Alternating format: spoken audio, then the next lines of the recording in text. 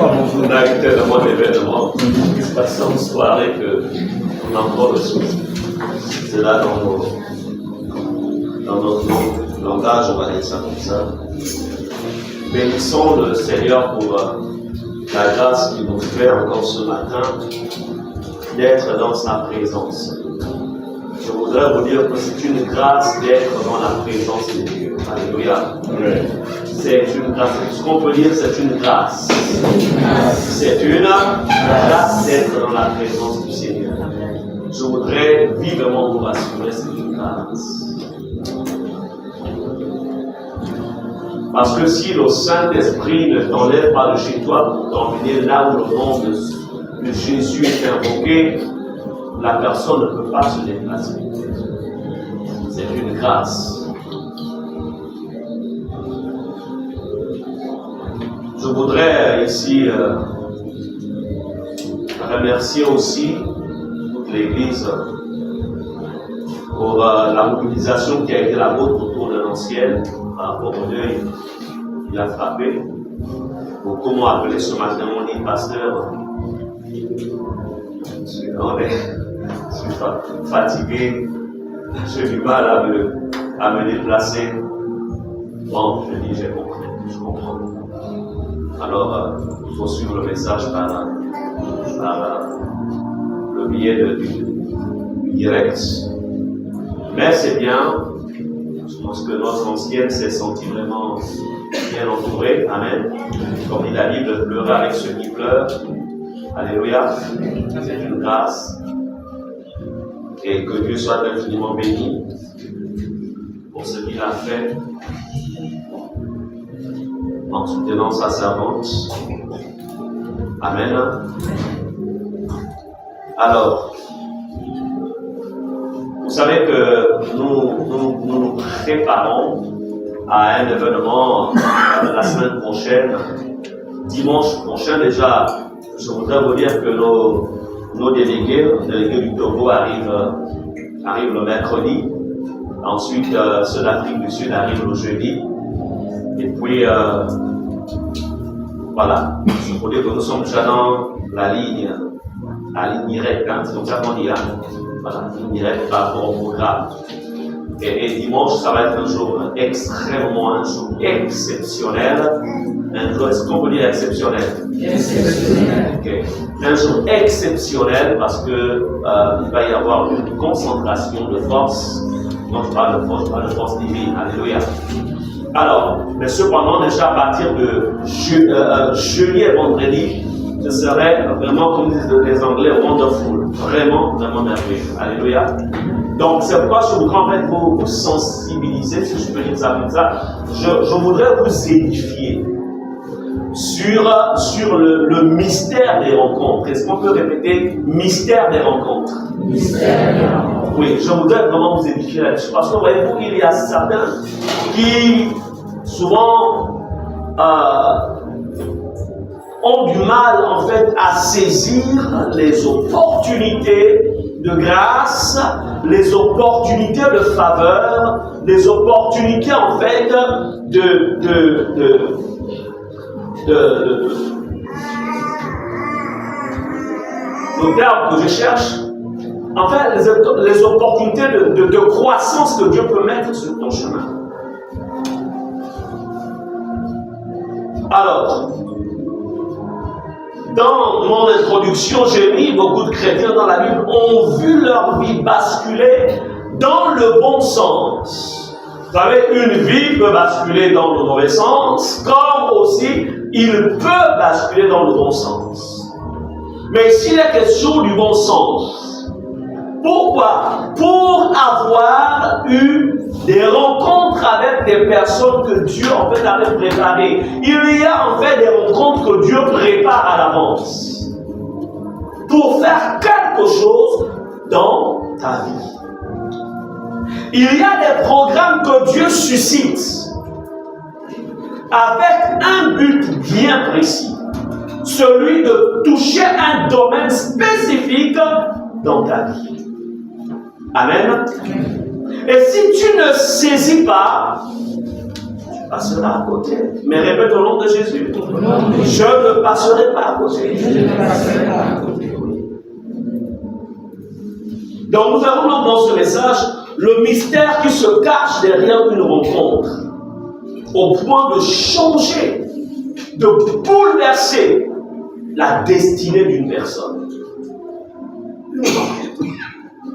Quand je parle ici de rencontre, je parle de rencontre divine.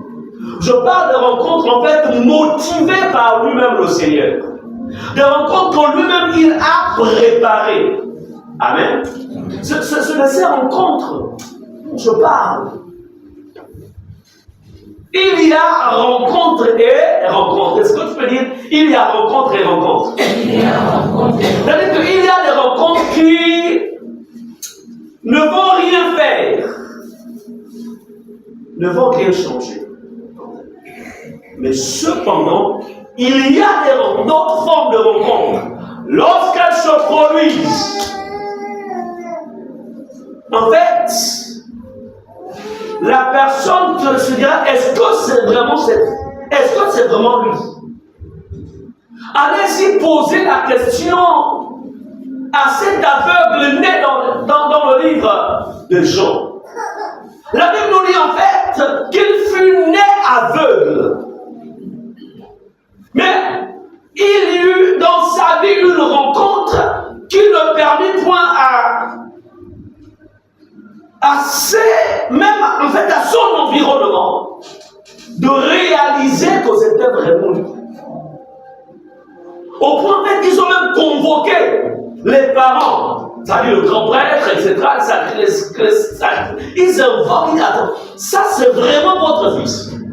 C'est votre fils. Mais attends, mais comment a-t-il été métamorphosé au point où qu'est-ce s'est-il passé?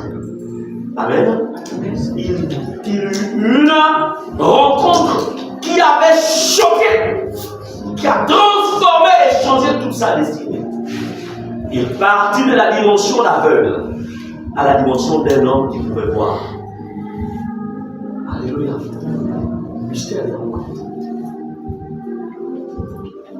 Nous entrons dans un programme où des rencontres vont se faire. Il va y avoir des mouvements dans les sphères spirituelles. Où seras-tu? Les hommes disent, that's the question. C'est là la question. Où seras-tu? À la maison. Où seras-tu? Alléluia. Mystère de rencontre.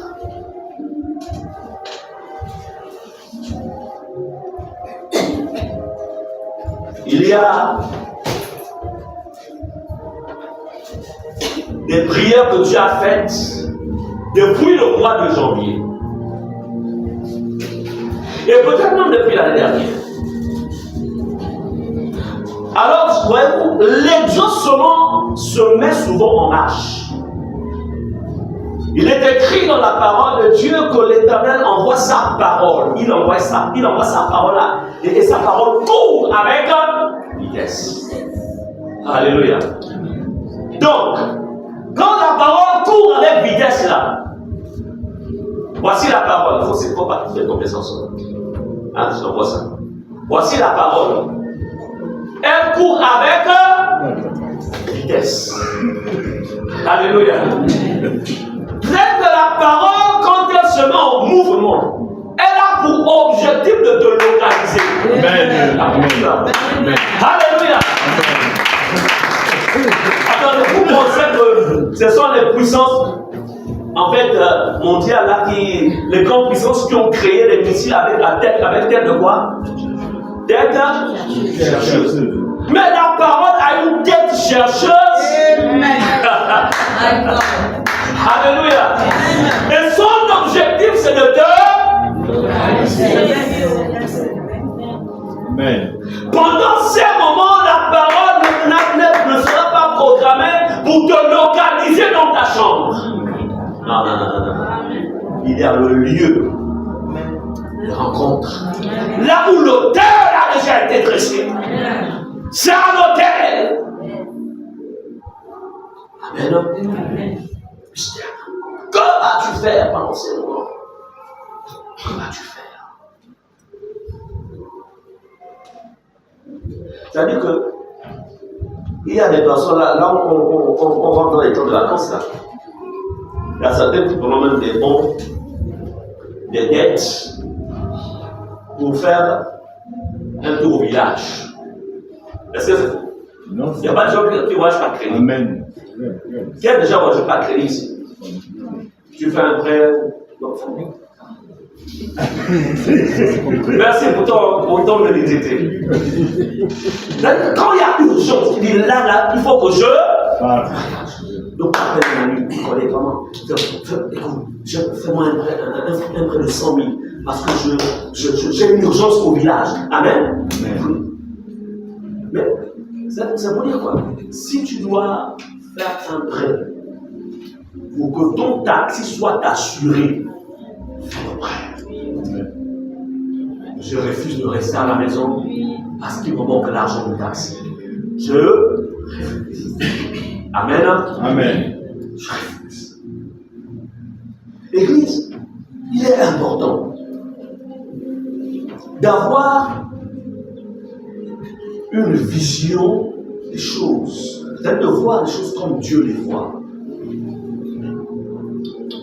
De saisir les choses comme Dieu les saisit. Parce que si tu vois les choses comme l'homme les voit, tu n'iras pas loin. Regardez comment dans la Bible, les Israélites, c'est-à-dire les Juifs, pendant des millénaires, à chaque fois qu'ils allaient en fait dans leur temple, ils méditaient, ils étudiaient les Écritures pour savoir exactement à quel moment le Messie viendrait. Ils ont tout fait. Mais malheureusement, leur étude des Écritures, ils l'avaient ramené à la dimension de la compréhension humaine. Ils étaient hors révélation. Alors, lorsque le Messie vient, ils voient en lui le fils de Joseph et de Marie. Ils sont passés à côté.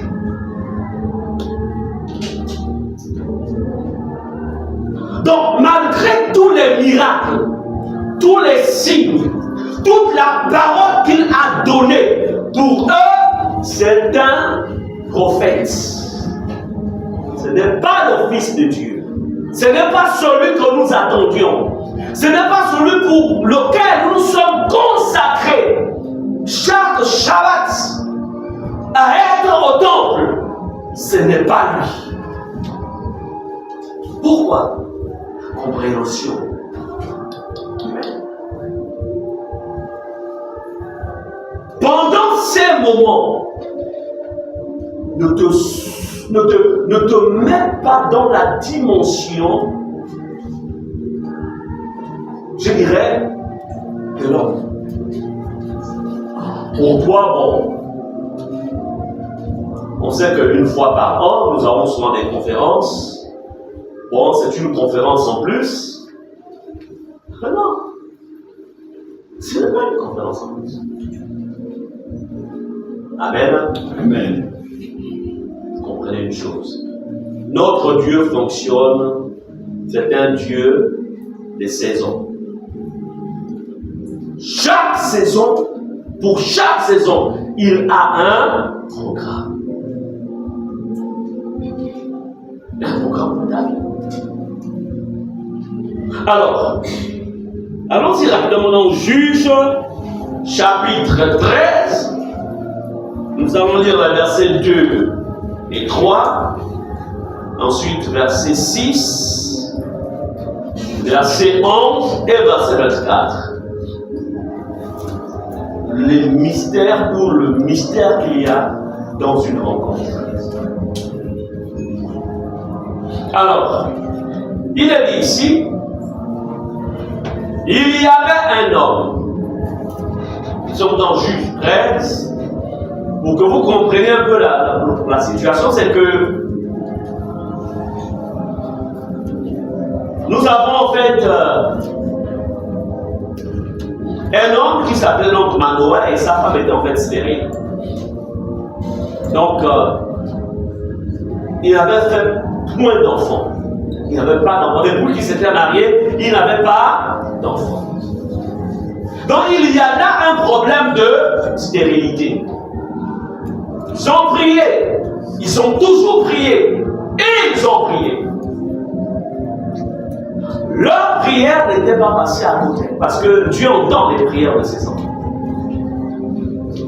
Tu sais toi-même ce pourquoi tu as toujours prié, mais dont l'exaucement n'a pas encore eu lieu. En fait, l'exaucement ne s'est pas encore manifesté dans la dimension visible.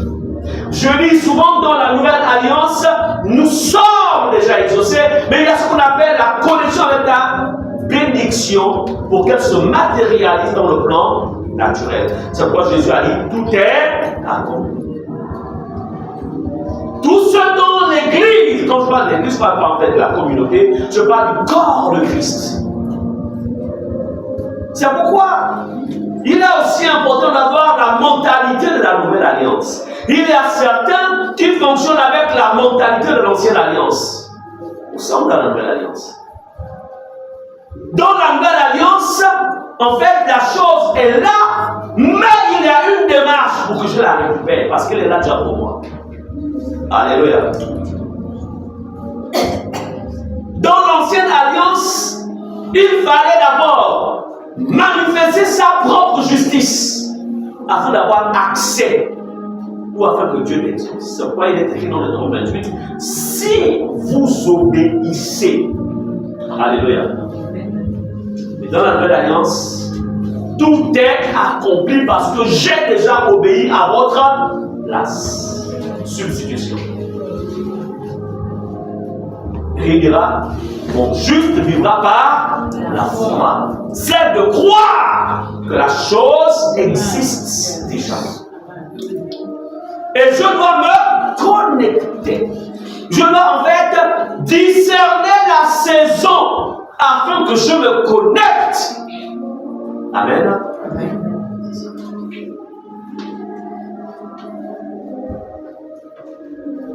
Alors, nous avons donc, on va lire, il y avait un homme de Tsoréa, de la famille des Dalites, et qui s'appelait Manoah. Sa femme était stérile, et l'enfantait point. Verset 3, un ange d'Éternel apparut à la femme, et lui dit, voici tu es stérile, et tu n'as point d'enfant.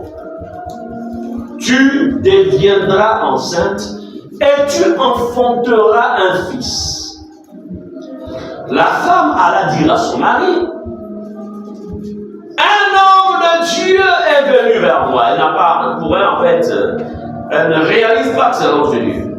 Parce que les anges, tous n'ont pas d'aile. Il y a certains qui prennent des formes humaines pour se révéler en fait aux hommes. Et là en fait, il a la forme vraiment d'un homme. C'est pas, elle dit, un homme de Dieu. Elle est venue vers moi et il avait l'aspect d'un ange de Dieu. Un aspect redoutable. Je ne lui ai pas demandé d'où il était et il ne m'a pas fait connaître son nom. Verset 11. Manoah se leva. Ça, c'est un bon mari parce qu'en fait, il n'a pas commencé son histoire. Il a dit, je vois cet homme-là qui t'a rencontré, qui t'a raconté toutes ces histoires. Amen. C'est un vrai homme. Alléluia. Disons un vrai homme. Un vrai mari.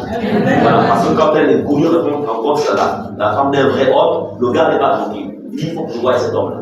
Et c'est ce que lui l'a fait. Alors il se leva, suivit sa femme, alla vers l'homme et lui dit, est-ce toi qui as parlé, on peut dire, à ma femme? Il répondit, c'est moi. Verset 24. Je vous passe le tout commentaire à la maison, prenez le temps de lire tout le chapitre, vous comprendrez tous les détails qui se cachent derrière. Ce qui est important, je vais faire ressortir de cette lecture ce que je voudrais en fait vous transmettre. Bien, donc il y a des échanges qui se sont faits. Donc Manoah et sa femme vont en fait faire un sacrifice, etc. Donc bâtir un hôtel, faire un sacrifice. Et puis, verset 24, bon, après que la parole est courue avec vitesse, dans le timing de Dieu, voilà, verset 24, elle dit, la femme enfantant un fils, elle lui donna le nom de Samson. L'enfant grandit, et l'Éternel le bénit. Alléluia. Qu'est-ce qui vient régler le problème de la stérilité de la femme de Manoah? Je voudrais vous dire, en fait, elle priait dans le secret. Le couple priait. Le couple avait une communion avec Dieu. Mais ce qui va déclencher le miracle, c'est une rencontre. Alléluia. C'est une rencontre. Elle se retrouve dans un environnement favorable. Et Dieu active ce que le couple attend. Mystère des rencontres. Dans toute rencontre, je dis, celles qui sont programmées par Dieu, il y a toujours quelque chose qui t'attend. Il y a quelque chose qui attend. Ça peut être à toi, ta femme, ton mari, à tes enfants, à ta famille. Mais tout cela gravite autour de toi. Amen. C'est pourquoi il est très important que vous appreniez à payer le prix. Il y a beaucoup qui, au moment, c'est-à-dire que pendant un bon moment, ils se sont donnés. Ils ont payé un certain prix. Maintenant, se rapprochant de la période de la bénédiction, c'est là qu'ils faiblissent. Qu'est-ce que c'est?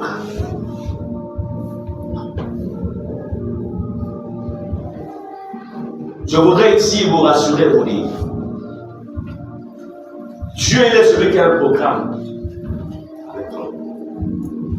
Ce programme dans lequel nous allons entrer est un programme qui non pas seulement est préparé depuis le Gabon, mais aussi il est préparé depuis l'Afrique du Sud. Parce que, faisant partie donc de la même famille, dans la famille Réma, tous, il y a une préparation qui se fait afin que la gloire de Dieu descende. Alléluia. Que la gloire de Dieu descende. Donc, ne soyez pas insensibles. Ne soyez pas insensibles.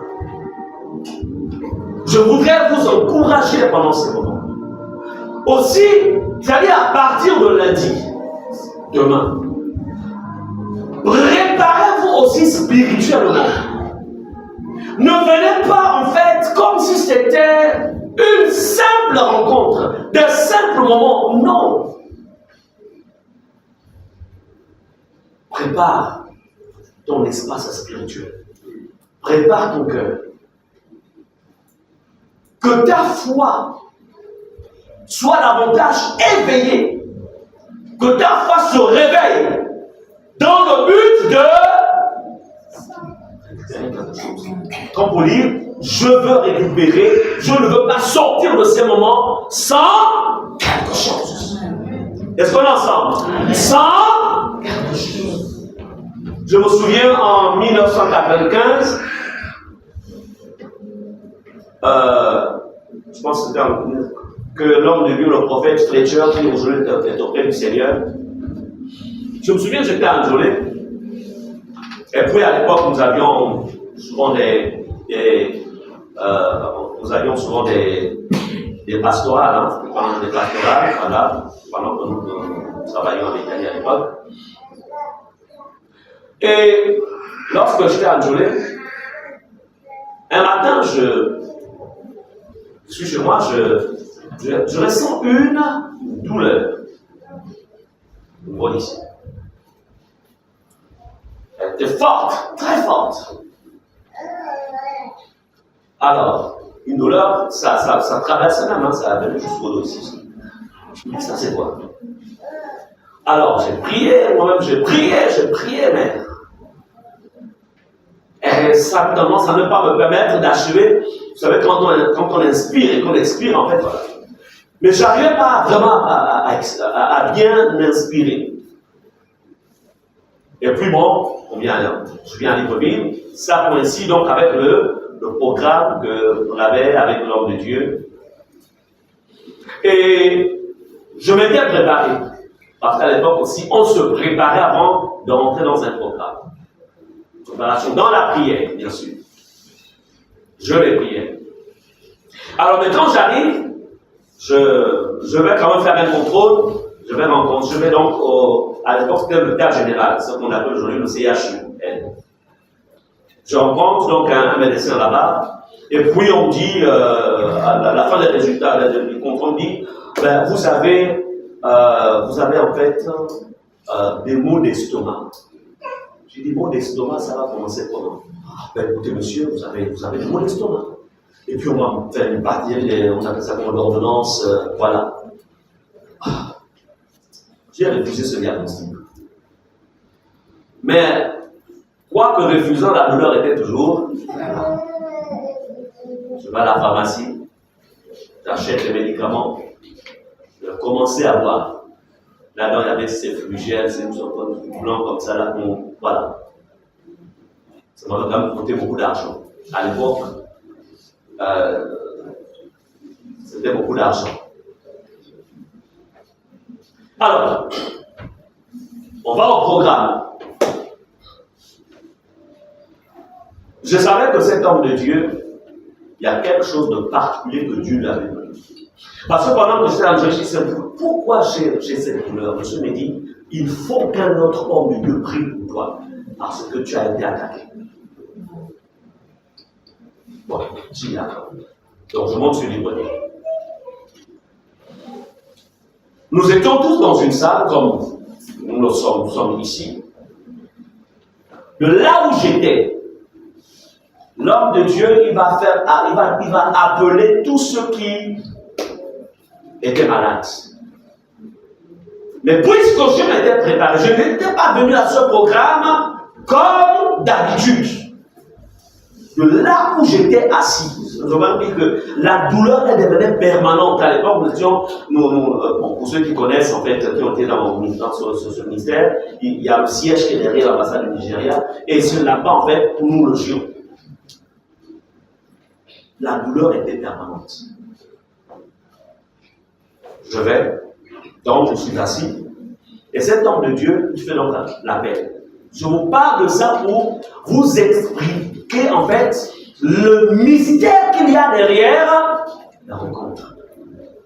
Comme vous allez le vivre. C'est pour dire que l'évangile qu'on vous prêche, on a vécu nous-mêmes. Enfin, que certains prêchent, parce que tous ne prêchent pas l'évangile qu'ils ont vécu. Ils sont dans des temps comme assez difficiles. Alors, donc de là où j'étais assis, j'ai dit, Seigneur, ton serviteur a parlé. Mais je n'ai pas besoin de me lever. Ça, c'est ma foi, moi. Ça ne veut pas dire que quand on appelle, quand vous êtes dans un programme, et quand on dit appel, ça ne veut pas dire que tu dois forcément rester assis, chacun à son degré de foi. Mais de là où je dis, Seigneur, je me connecte à la parole et à la prière de ton serviteur. Tu m'as dit qu'un autre homme doit prier. De là où je suis assis, je reçois au nom de Jésus. Amen. Amen. J'ai saisi. Je me suis connecté. J'ai dit Alléluia, je reçois. Amen. Amen. On rentre, après le programme, on rentre à la maison. On rentre plutôt au ciel là où nous étions. Le soir, la douleur revient.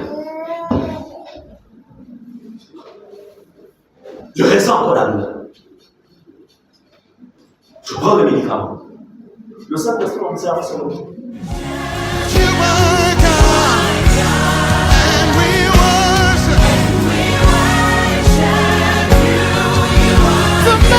we ever